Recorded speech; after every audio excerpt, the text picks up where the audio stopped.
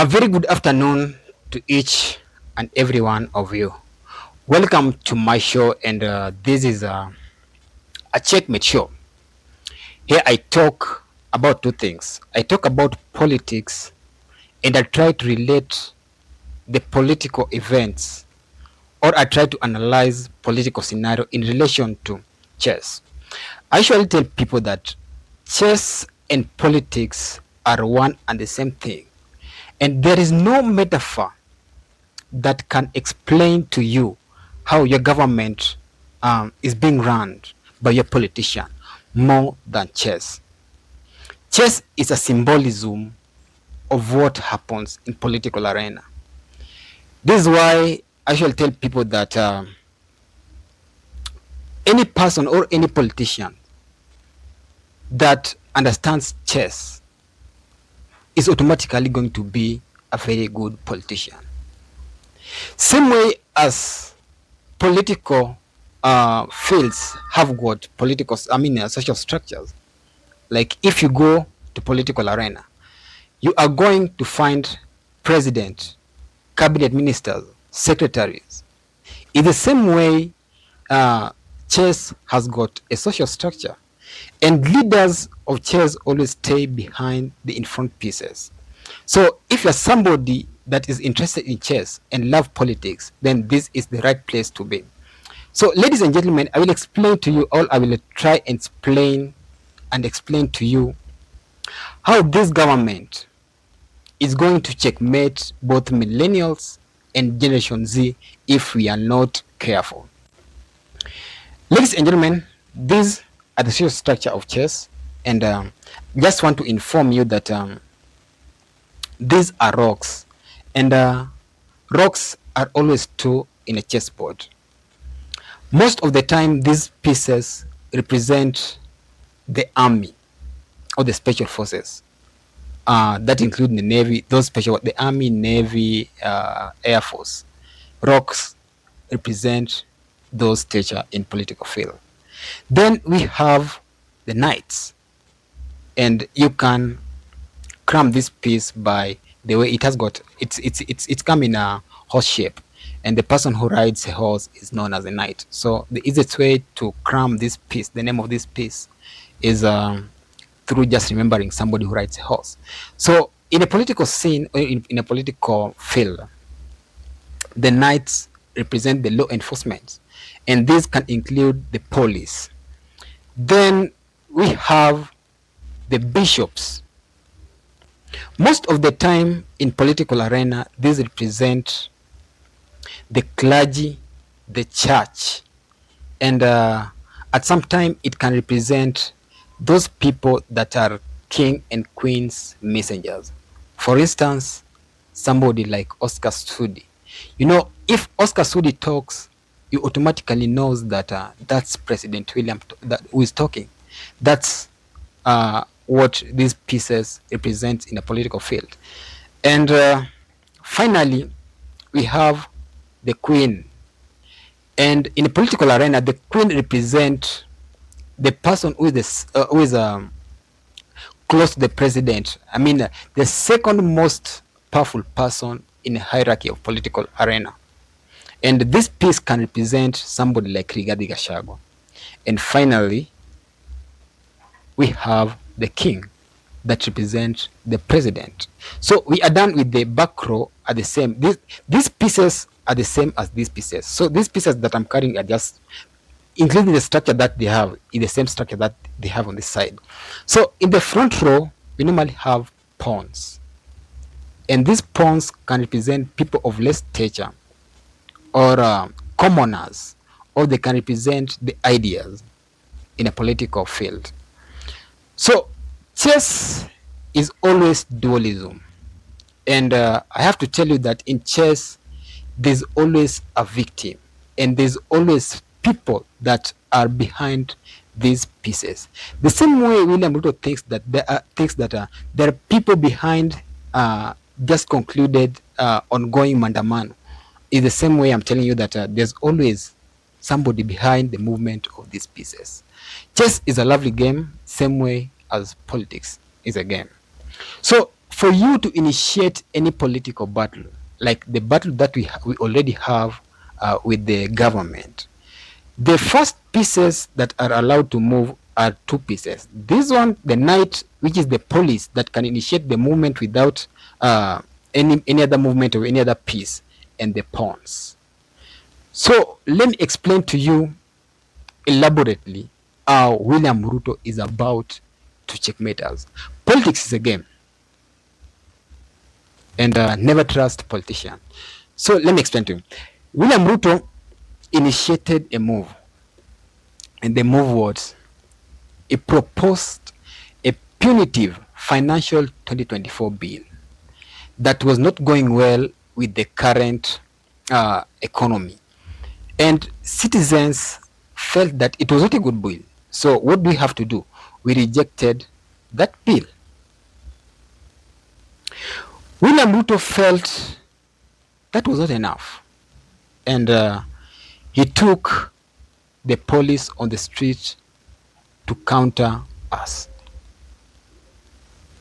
We did not sit back and watch William Ruto countering us, because we felt that this country was headed in the wrong direction. So we brought the Generation Z on the streets. When William Ruto realized that the pressure is mounting up, he felt that maybe he could seek refuge from the church, as he always has done. And this time round, it was different. He ran to the church to seek refuge, and at least expected the church to talk with Generation Z and our parents, so that he can convince the millennials and Generation Z to go back home.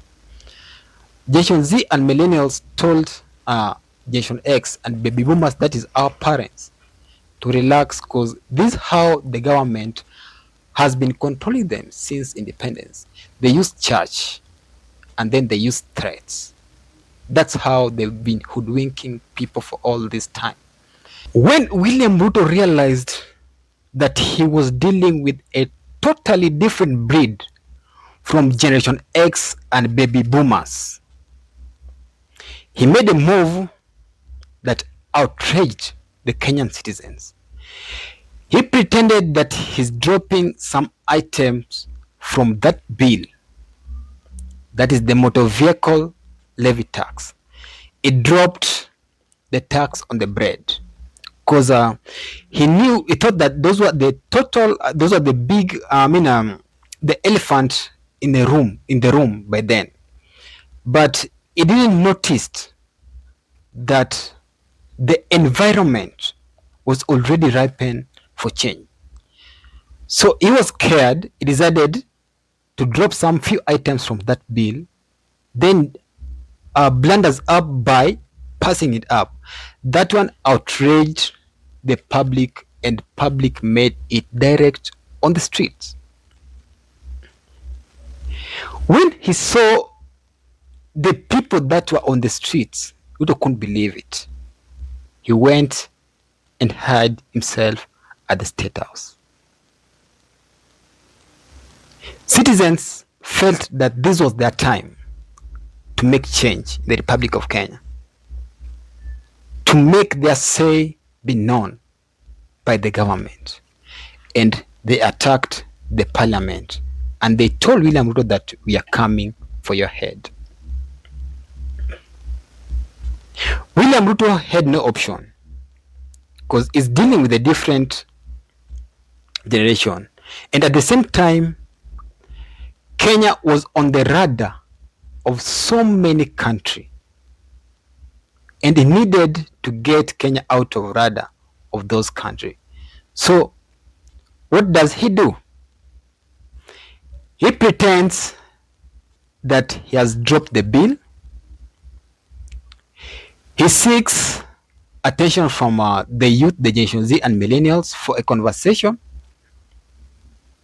and he creates a task force that is seen or with intention of auditing the public debt, maybe to hoodwink the public. But this is a bait. This was a bait, and it was meant for Kenyans to move out of streets. And when he played that bait, Kenyans, we accepted the bait, and we thought that he meant good for us. And even the church told us it was good for us to give him an ear for hearing. And we decided we are going to pull our troops out of street. But immediately when we pulled our troops out of street and we accepted the engagement with William Ruto, what did he do? He started buying people that are thought to be Generation Z leaders. And that is where the likes of Okina Osama have ended up. Little did we know that this was a bait. Only to realize people have been bought, and the whole scene at X was a script. And that is the situation that we are right now. We have to accept, we know that Generation Z doesn't have leadership, but at least any hierarchy or any group must have some hierarchy between them. And we know there are some people that are on the top of these, that are on top of this demonstration, the likes of Akina Osama, the likes of Amerix, the likes of Akina Hanifa. And always, there's always a weak link in a chain, and perhaps Akina Osama was the weak link. And actually, that too was a bait. So we are in a scenario that William Ruto has started to buy the top leaders of Generation Z, and we've already called off demonstrations. So as people are trying to strategize and reorganize, I have a feeling William Ruto is going to sell fear. And if we go back on the streets, he's going to plant some armed thugs and robbers between amongst the protesters. And he's just hoping that we buy the fear, because it doesn't have a lot of options.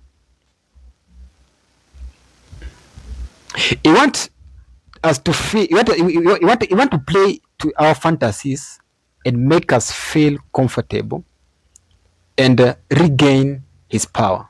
And this is how he's going to checkmate us. He's expecting us that we are going to be in fear and going to buy our leaders so that he can pin us down.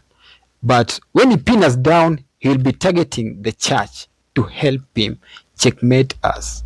And for us to lose our dignity, it simply means that William Ruto is going to get re-elected in 2027. And the last nail on our head that is hoping for is that things get normal, or things resume normalcy, and then he uses the church to put us into checkmate. And when he uses the church to put us into checkmate, we'll have no option. We can't run to the church. At the same time, we can't run towards the government, and that will be a checkmate.